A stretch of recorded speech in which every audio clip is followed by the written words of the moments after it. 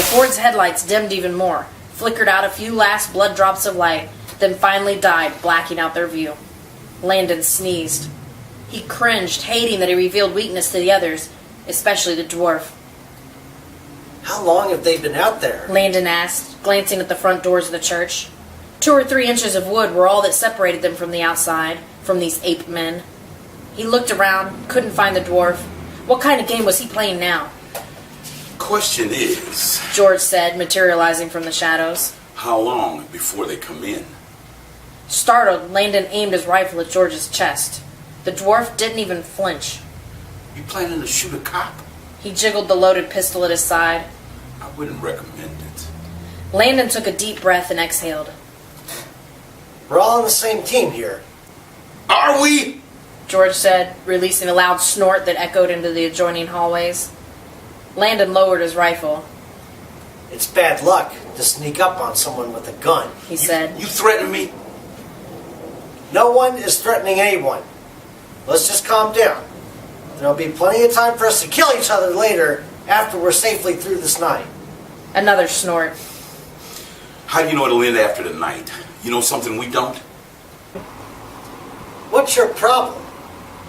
Landon asked, letting some of his frustration leak through the dam on his emotions. My problem? George stepped forward, thrusting a stubby finger in Landon's chest. My problem is that ever since you showed up, things have gone from bad to worse. My problem is that no one seems concerned that the angel in there is turning black. There are creatures outside, and we have a sick kid on our hands.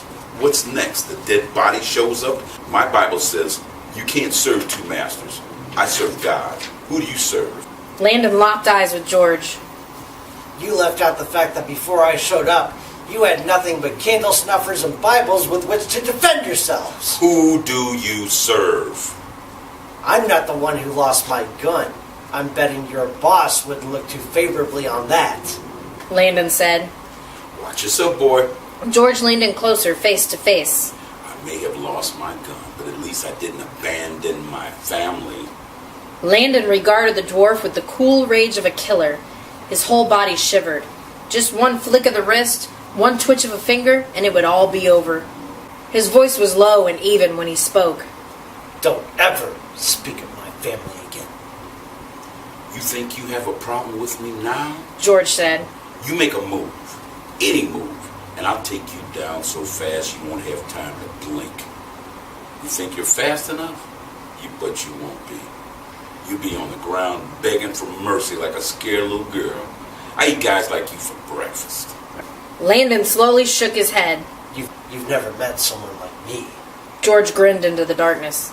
The loud noise sounded to Landon's alert ears first like it came from outside the church, as if one of those ape things thrust itself at the doors, kamikaze style.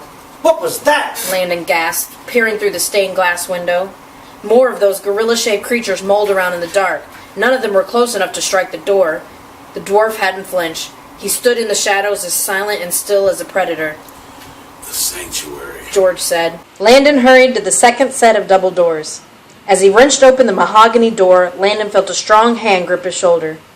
He hadn't heard George follow him, yet when he looked, the dwarf somehow stood right behind him, face a grim mask. I don't know what's happened to that angel of yours, but you better find out fast. My professional opinion is screw you and it too.